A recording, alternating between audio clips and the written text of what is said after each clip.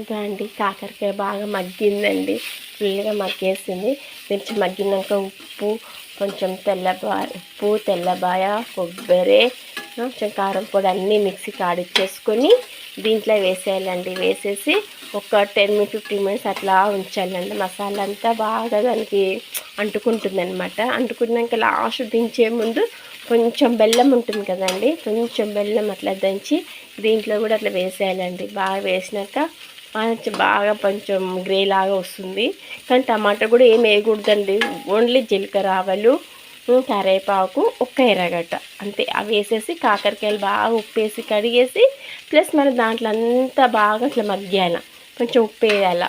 ఉప్పు వేసి బాగా మగ్గించినాక మన తర్వాత ఒక మిక్సీ జార్ తీసుకొని దాంట్లో కొంచెం కొబ్బరి, తెల్లబాయి, కొంచెం కారం పొడి బాగా వేసుకొని బాగా మిక్సీ కాడిచ్చి దీంట్లో వేసేసుకొని చేసేయాలండి. బాగా మగ్గుతుంది.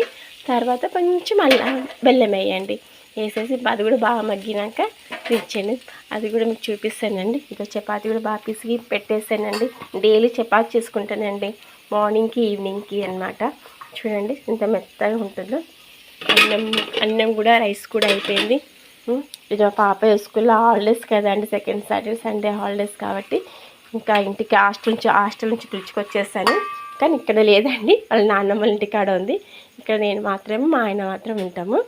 వాళ్ళ నాన్నమ్మ దగ్గర ఉందనమాట. కొంచెం నేను షాప్కి వెళ్తాను కాబట్టి నాకు కొంచెం పని చేసుకొని వెళ్తాను, బిజీ అయిపోతాను కదండి. ఓకేనండి, మీరు కూడా పొద్దున్న లేసి ఇంత గబగబా పని చేసుకుంటేనే అంత ఆరోగ్యంగా ఉంటామండి. ఆ పని వాళ్ళని ఈ పనులను పెట్టుకుని అనుకో మనకు అస్సలు ఒళ్ళు బద్ధకం అయిపోతుందండి. పొద్దున్న లేస్తే జీలకర్ర వాటర్ నీళ్ళు తాగుతాను, గబగబా పని చేసేసుకుంటానండి. మీరు అలాగే లేసి చేసుకోండి. Okay, thanks, bye.